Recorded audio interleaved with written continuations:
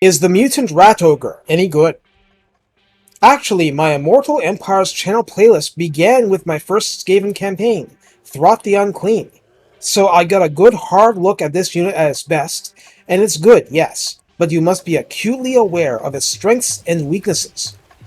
Please like, subscribe, comment, and consider donating to my Ko-fi page. Thanks! The Mutant Rat Ogre has only quote-unquote 6508 HP on Ultra, has 30 armor, which is about as much as the out-of-training camp Empire Swordsman, physical resistance of 20, which is on par with a lot of demonic units, leadership 60, which is okay-ish, speed 70, which is quite fast, melee attack 52, and it inflicts magical attacks because Skaven mad scientist, grub piles, let's say grub piles. Attack interval is a brisk 3.8, and maximum splash target damage is 8. 8 is on the high side. This reflects my personal experience. One Mutant Rat Ogre could trade with an infantry blob and last for a while. 2 Mutant Rat Ogres tend to pound blobs into bloody pulps.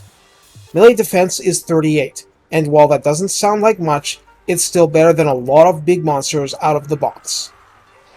Weapon strength is 420, split between 100 base and 320 armor piercing, which means that it's very tilted toward busting armor and shows no respect for how elite a unit is. There is no special bonus versus large or infantry, so it's an equal opportunity Frankenrat. Charge bonus is 60, which is pretty strong. Mass is 2500, which isn't nearly as high as some, but come on. Speed 70, that's still a lot of momentum. This unit loves to charge, and loves to be repositioned to charge again. Moreover, this unit has Frenzy, so it is an honorary Core Knight with plus 10 melee attack, immunity to psychology, plus 10% charge bonus and plus 10% melee damage, both types, so long as its leadership is not rendered low by beating it up a lot. If it is, it will scurry away with a speed bonus, and until that point it's inflicting fear and terror. It is a siege attacker, and Clan Mulder's special variety of Skaven Grub Bowls work on it with heroes and Throt. So while this is listed as an anti-infantry monster, that's not because of a bonus per se, but because it smashes so hard into a line and has such a high 2-hit rate and splash damage, infantry tend to die around it in droves. Of course, cavalry, especially armored cavalry, tend to die in droves. Really, everything tends to die around it, but you might have noticed from the stats, without Molder-type support, it's kind of a glass Frankenrat.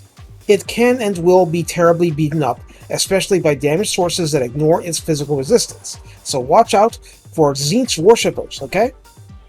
There's not enough time in a 4K video to go over all the potential grub bowls you can do with these monsters, but one favorite of mad biologists is rigging a Mutant Rat Ogre to do a localized explosion from so-called cellular instability.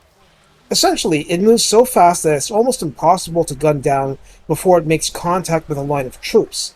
It draws a few more in, and then everything around it goes boom! No, it's not safe for the test subject, but it may be able to fight its way back out, or at least take a few more enemies down with it. Also, it's fun, in a very Skaven way. It is by no means the only evil thing you can do with them. Even without that, as in, you're not playing Throt, just use them as intended, as all-purpose damage dealers.